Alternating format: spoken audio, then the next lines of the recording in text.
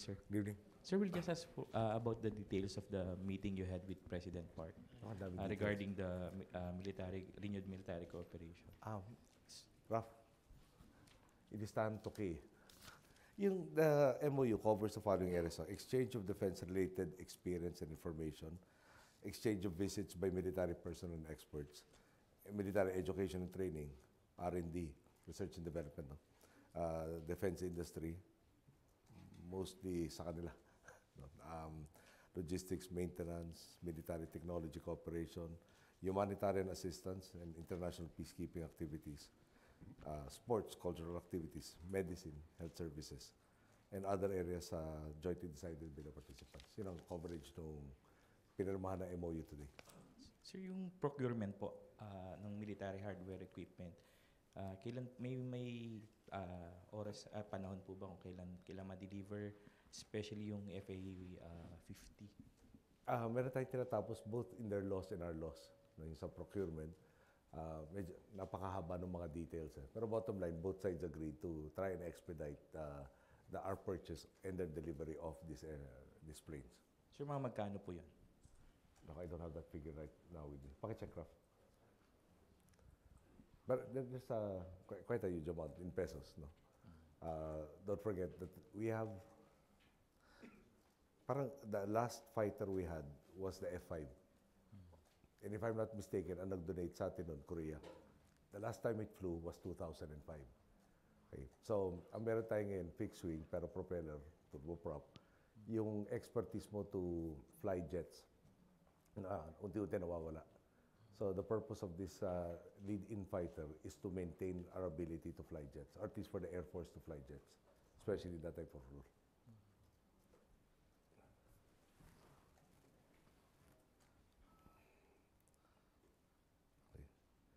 Okay. 8.976 billion under the Modernization Act.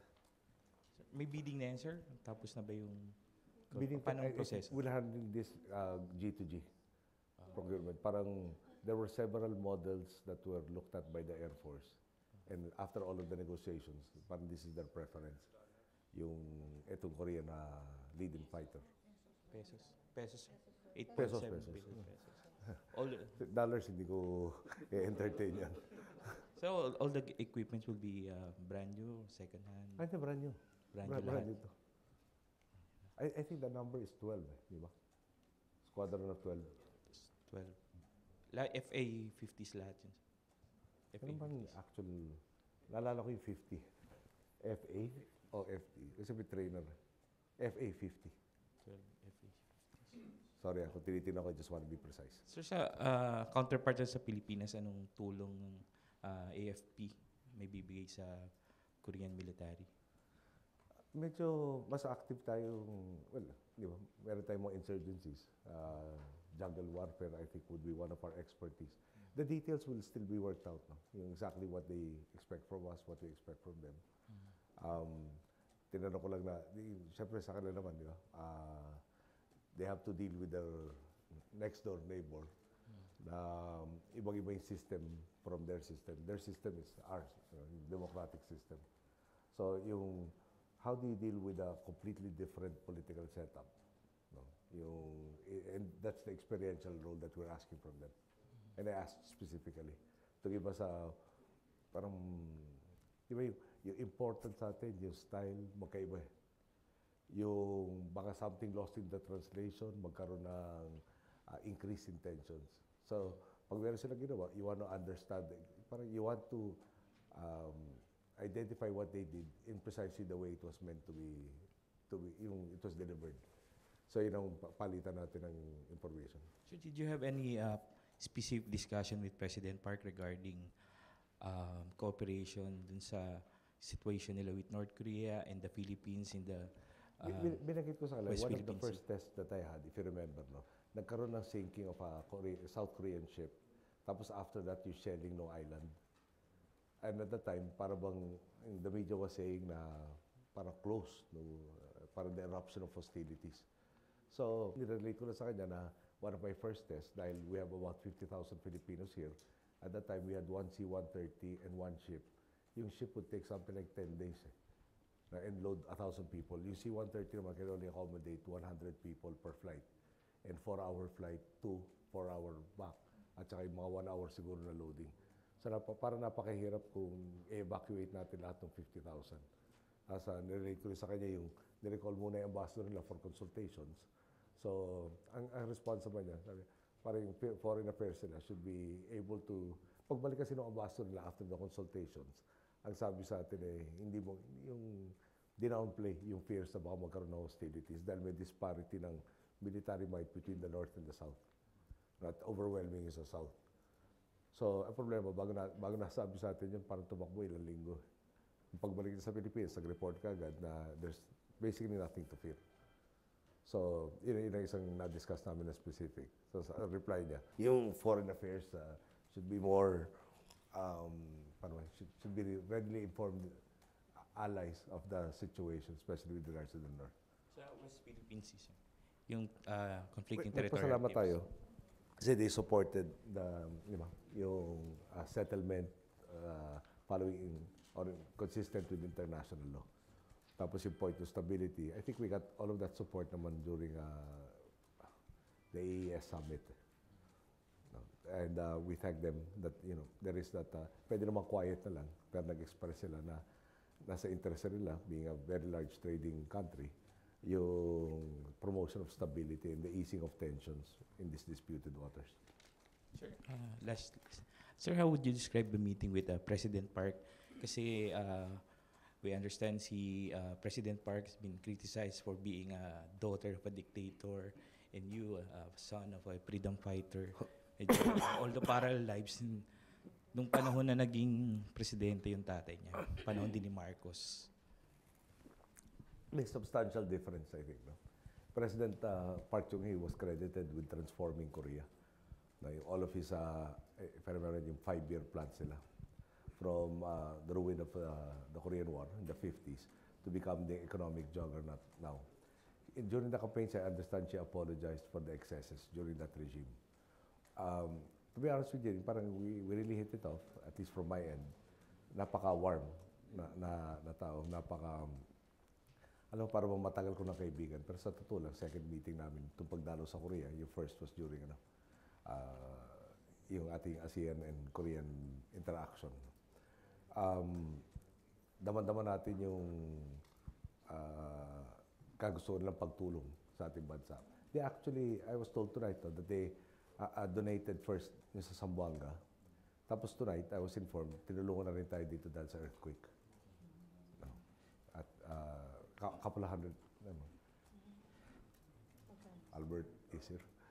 How much? 300,000 tinulong dollars. Thank you, sir. Hello. Mr. President, due to the urgency of the situation, Senate Committee on Finance Chairman Chis Escudero said they will approve resolution that will increase calamity fund for this year for the sake of the victims of earthquake and victims of Typhoon Santi. Do you support this, sir? Well, so far, Chireko, first we'd like to thank the Senate. No? They're going to give us that elbow room. No? Pero as you know, yung yesterday, part of the instructions, itotal muna natin lahat ng kakailanganin. May determination ng repair or replace. No? Yung certain instances, medyo may limitation tayo. For instance, sa Bohol, yung the road that connects the entire province is a circumferential road. Tapos pag nakita niyo yung topography ng Bohol, maraming areas, di ba, parang gilid na ng bundok na nandun na sa coastline. Para may limitations ka kung saan mo pwede dalhin yung karsada. Okay. Bakit ko binanggit yun? Yung repair or replace, napaka-critical dun eh. Pag tabi ng dagat, may earthquake, subject to liquefaction, tsaka yung action ng tubig. So parang gusto mo, parang the minute na may mangyaring ganyan, madadamay ka agad yung karsada nasa coast. Gusto mo ilagay elsewhere. Pero kung may limitations ka naman na puro bundok yung tatahakin mo, baka hindi na natin ma-meet yung objective. So, yung in line with that, even before this earthquake, for instance, so yung first na pwede ko sa inyo i-demonstrate, after yung Fukushima, the earthquake muna, tsunami, at least wala tayong nuclear energy. No? Nagkaroon ng inventory. There's supposed to be an inventory going on for all government infrastructure to make sure that they're compliant, no, with the 2010 building code. Ngayon, yung compliant dyan kasi pwede rin namang pag bagong building, it has to withstand 7.2. But they have a concept called retrofitting, where you strengthen the old buildings so that you prevent collapses that cause deaths. Ironically, mga 2 weeks ago, nag-umpisa na yung mga seminars ng DPWH together with PBOX, other agency of the DOST, precisely on spreading the knowledge na meron tayong magagawa to prevent yung catastrophic collapses pag may earthquake. Ngayon, yung building code actually seeks to strengthen the buildings to withstand an earthquake of the magnitude that hit Bohol, which is 7.2. So I asked him again, yung nasa na ba tayo doon sa inventory? Ngayon, one of the first buildings na inayos is the Premier Guest House, where I used to hold office. Okay. Tabi ng Pasig River, nung chinek yung foundation mo, kung walang foundation, talaga subject raw to liquefaction. Okay. Ngayon, bakit repair or replace? Nung una kasi, sabi ko, pwede i-minimize natin ang gastos dyan. Lagay nung tama ng foundation, mag-i-inject na cement para yun ang magiging foundation ng Premier Guest House. First thing na na-discover, walang architectural plans. Minadali raw masyado nun. Hindi na mahanap kung nasa architectural plans. Every time na may bubuksan, i-check, may nakikitang panibagong problema. Ngayon, halos tapos na, furniture na lang yata kulang. Ang masakit, mas maging mura kung pinalitan na lang natin pala buong-buo yung building na yan. But at the time, hindi ka klaro kung yung nag-umpisa kasi yan, merong upright na post. Sa dulo nun, merong mga cross na beams. Nakakita, may cracks kung saan nag-join yung dalawa. At nung binuksan may mga sections, di ba? Semento, pulido. Pagbukas, puro, alam mo yung naka-protrude na yung mga bato. Parang napulbo na yung semento. Wala ka na makitang smooth na surface doon sa loob. So, and that is not being done just for the Premier Guest House, but others that we will want to be compliant either fully with the building code and tinatawag ng performance-based audit on compliance with the building code. Luma siya, ganito yung design characteristics niya, pero pwede mo i-retrofit para ma-withstand yung 7.2. Sir, can we say na marami pang kulang sa disaster preparedness ng government? Kasi ang pumuri pa sa Bohol, ewan ko napansin nyo, si Congressman Artia, na nasa opposition, na nagpapasalamat sa quick response. But I was asking the Secretary of National Defense actually this morning, kahapon, ang missing natin 7, bakit tumaas ng gusto yung casualties? And there were certain areas na nanakaut yung power, nanakaut na rin yung communications. Yung cell sites will have power while their batteries last. But at a certain point in time, tapos syempre pag may nangyaring ganyan, lalakas yung usage, wala kang power na magre-regenerate ng batteries, na wala ng communication. So nung lalong nasuri lahat ng lugar, ngayon I think the number is about 160. No, 161. 161 ngayon.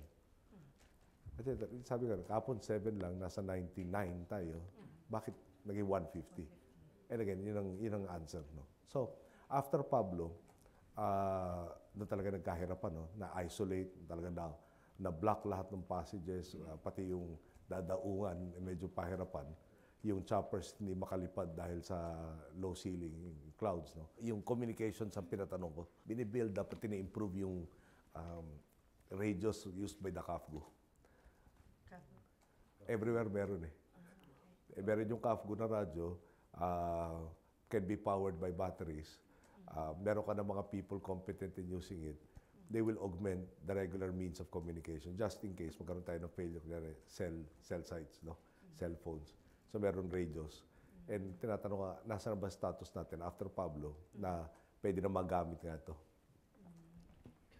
Sir, last na lang po. There is a proposal for a 15 billion peso rehabilitation fund from Senator Bam Aquino para mapasimulan na daw po agad yung rehabilitation sa Bohol and Cebu using the remaining calamity fund for this year.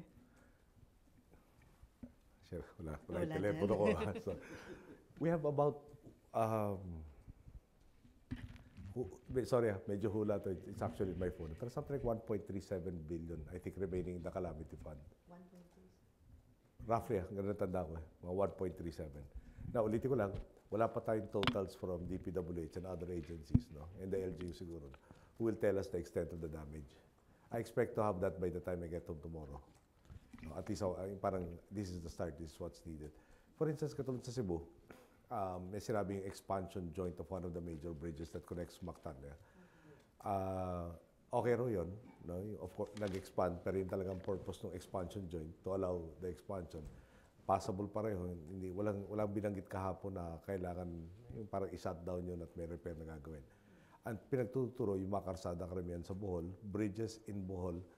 Nung tinanong ko si Secretary Singson, he tells me that to set up at least the temporary bridges, we're talking 14 bridges for the entire Bohol. 3 ang medyo na damage. They think about 3 to 4 weeks to put up the temporary replacement bridges for that. Yung 11, they project in about a week's time.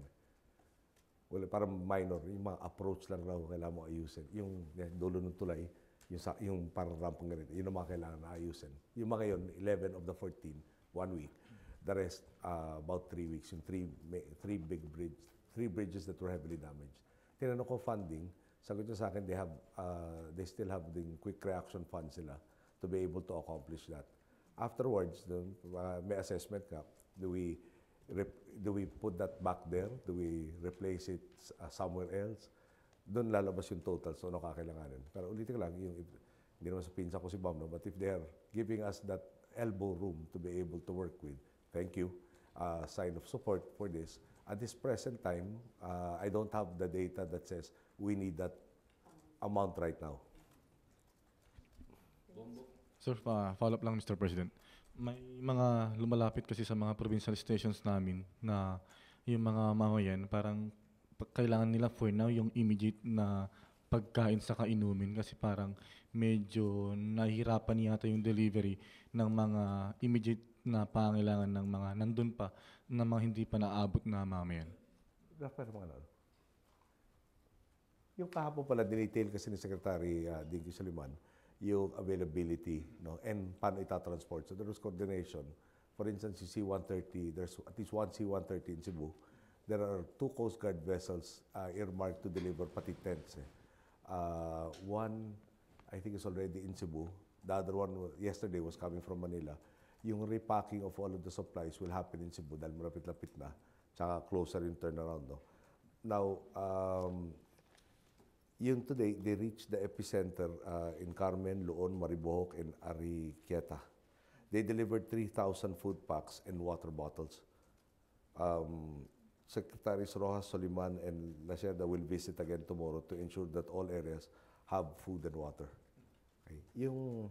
Kasi kahapon, sa Tagbilaran, para yung mga tao doon, ang mga nininervyos dahil nga sa aftershocks, etc.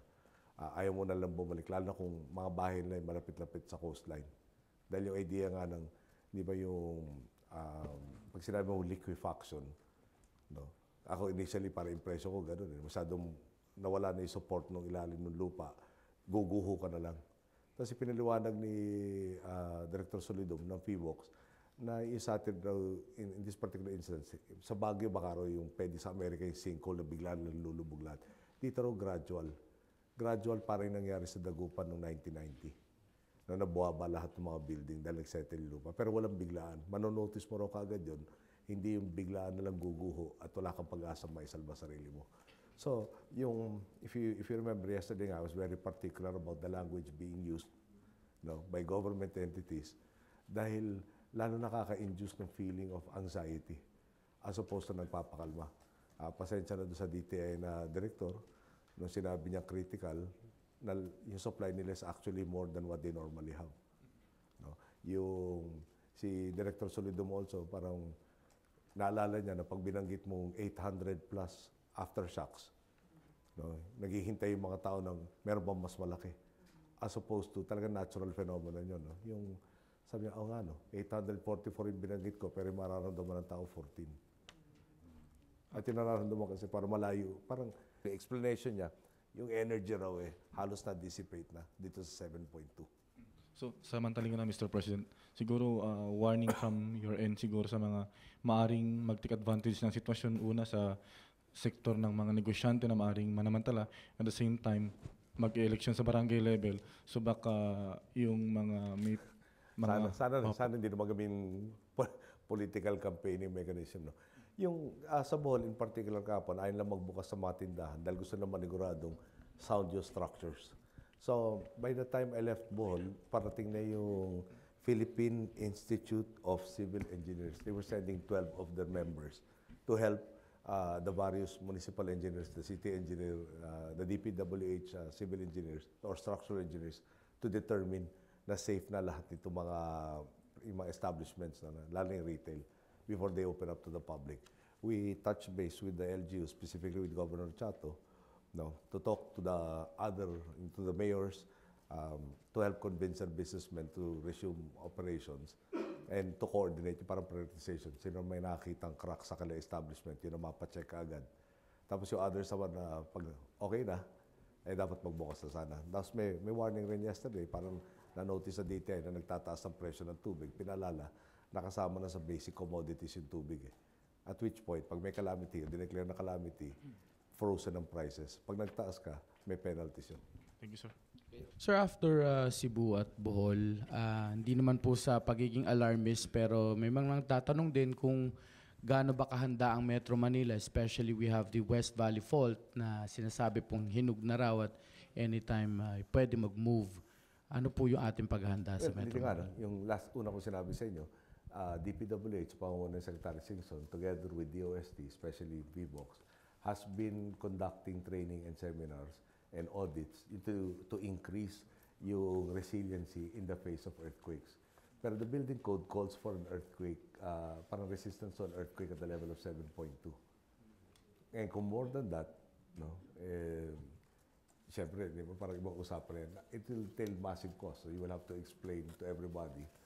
But in the gist of what he was trying to explain to me is, yung retrofitting need not be such a major expense na parang it's so doable. So we really will be able to increase resiliency even for very old buildings that were built under a very different code.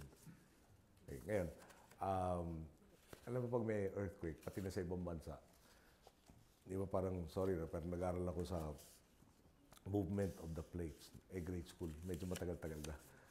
Tinatanong ko, pag meron bang gumalaw nearby, tamay ba tayo dito? So as far as yung Bohol na earthquake is concerned, Bohol fault yun, parang natapos na raw yung event for that. Wala, at hindi nag-chain reaction. So parang they move on their own. Of course, nobody is able to predict when they will move or with what magnitude. So what we can do naman is, if we know that our building is old, and it was designed to a specification less than what is called by the newest building code, then what steps can be done short of demolishing the building and building anew? And we are now told that they have been studying this. They've been going para abroad also. No? Japan, I think, has been very particular in helping us with the retrofitting aspects.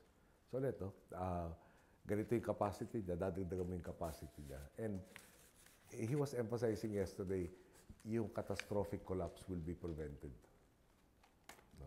So, I guess what the government will be doing is coordinating yung private sector, helping with the audits, making sure that the recommendations are brought to government buildings we can order. Yung private, medyo siyempre may persuasion. No? And on top of that, I was talking to Governor Junjun Davide, amongst others. Lalo na nakita ko pag-ikot na Cebu. Mayor Jonas Cortez naman of Mandaue also. Baka dapat yung pahanap yung municipal engineer nyo dito sa nakita natin doon sa Mandaue na public market plus yung adjacent building. Pati sa Kapitolyo, I'm not an engineer nor an architect. But it didn't look to me like a very, very good construction. Iwan ko lang muna ganun because I'm having it investigated. So pag meron mga nagkulang, medyo nagsabing pwede na, papadama namin, hindi tama yung pwede na. Okay. Yung may napansin tayo mga rebar, yung reinforcing bars, parang nipis Hindi naman ako muscle builder. Pero parang feeling ko mga 3 beses ko inipiyop pwede na maputol Tapos sila yung nandun tumatangan doon sa mga hollow block ng pader. Yung semento, again, parang dinaanan as opposed to yung normally pag nakita ko semento, sinusmoothen out Yeah. So baka sasabihin, anong alam kong ano man tawag, palitada. Basta medyo waving konti ganun na nandun pa naman kung saan nagsasama yung mga hollow blocks.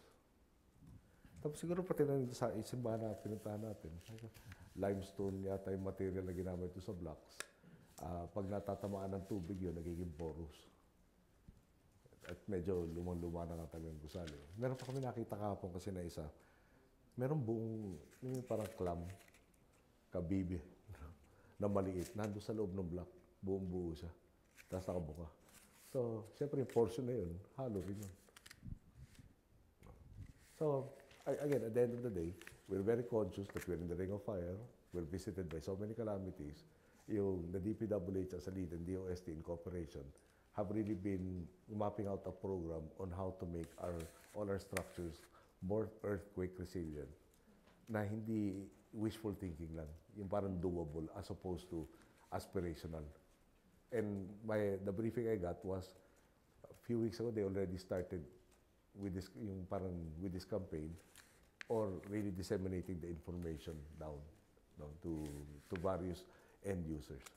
I'll ask the Secretary of Public Works and the OST to be the ones to give a more concrete briefing of what steps have been done. Because I just like to emphasize, sabi niya, malaki yung maidadagdag natin sa resiliency at doable yung cost at mape-prevent yung catastrophic collapse. Ay, paano naman kami?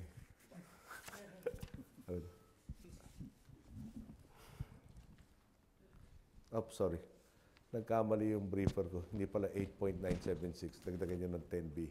It's 18.976. 976. Ano talaga? Iwanan ko na kayo.